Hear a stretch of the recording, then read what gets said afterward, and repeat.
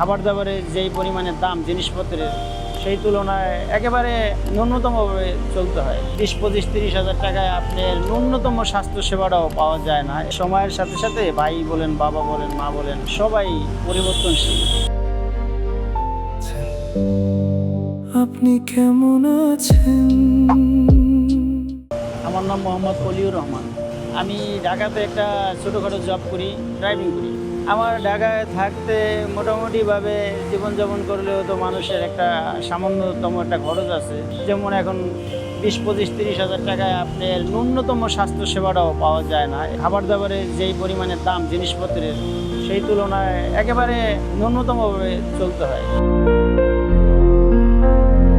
ছোটোবেলায় ভাবতাম যে আসলে বাবা মা ভাই বোন ছাড়া অন্য কোনো কিছু চিন্তা করা যায় না। এখন বড়বেলায় ওইটাই ভাবি, কিন্তু তারপরও ভাবতে হয় যে না, নিজের জন্য কিছু করা উচিত।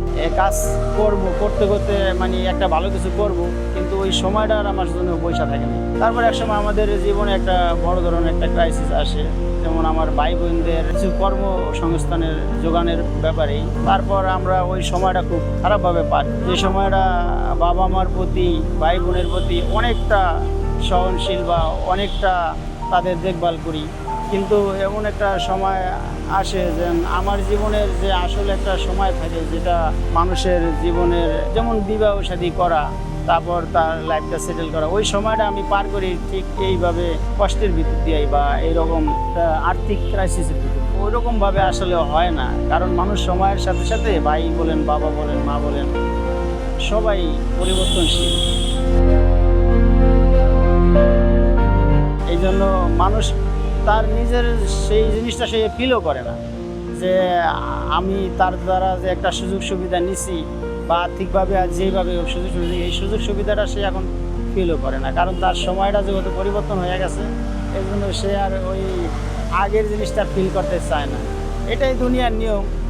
এই জন্যই আমি মানুষের একটা কথাই বলবো যে আপনি দুনিয়াতে যাই করেন, কিন্তু আপনি নিজের জন্য কিছু করেন। কারণ আপনার দিন শেষে আপনি আপনার জন্য মানে ভরসা। আপনার স্ত্রী, বাবা মা, ভাই বোন সবাই আপনার জন্য ভরসা, কিন্তু দিন শেষে একমাত্র ব্যক্তি আপনি, যে আপনি শুধু আপনার জন্য ভরসা।